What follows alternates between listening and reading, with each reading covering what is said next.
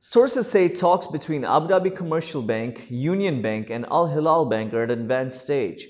But what could the repercussions of these talks be? We're here to find out today. My name is Shayan Shakil, joined by Shruti Nair. You're watching Inside AB. So Shruti, break it down for us. What exactly is happening with this merger?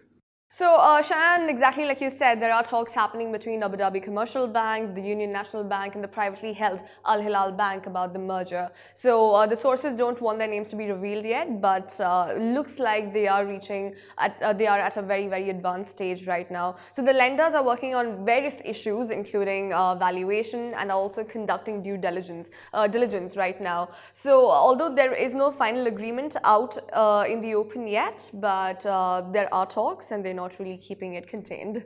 So now, why is this merger happening? I mean, I assume that there's some economies of scale to be had with the bank of the size that would result. Right, so if you ask me why, scale is of course one huge thing, but apart from scale, I think all the financial institutions in the country right now, they're trying to go towards a more leaner approach and to streamline the entire process. And it could also give them a competitive advantage at a global scale or a regional scale. So just putting it into perspective right now, we have about 50 banks operating in the UAE serving a population of 9 million. But when you look at our neighbor Saudi Arabia, there are 30 million people who are being served by just 28 lenders. And they're not complaining. So I think they're just trying to get that competitive advantage with scale, with efficiency, etc. Okay, so now what should we expect if and when this deal comes to be done?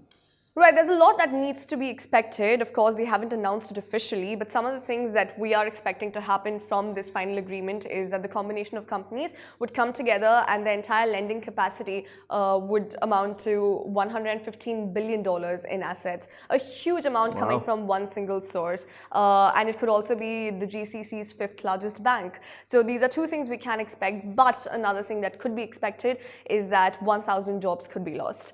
Right now, we're talking about 3 banks. So just ADCB and UNB employ 7,000 people, and the privately held Al Hilal Bank employs 1,500 people. So these many jobs could be lost, and these many people could be put in jeopardy. So that is one downside to it. Yeah, that doesn't sound very good. I mean, wouldn't that really affect, just sentiment in the market in general? It will, considering that we need to realize that the consumer demand is already subdued in the market right now. And it is coming, especially in the non-oil economy, which is largely driven by expatriates.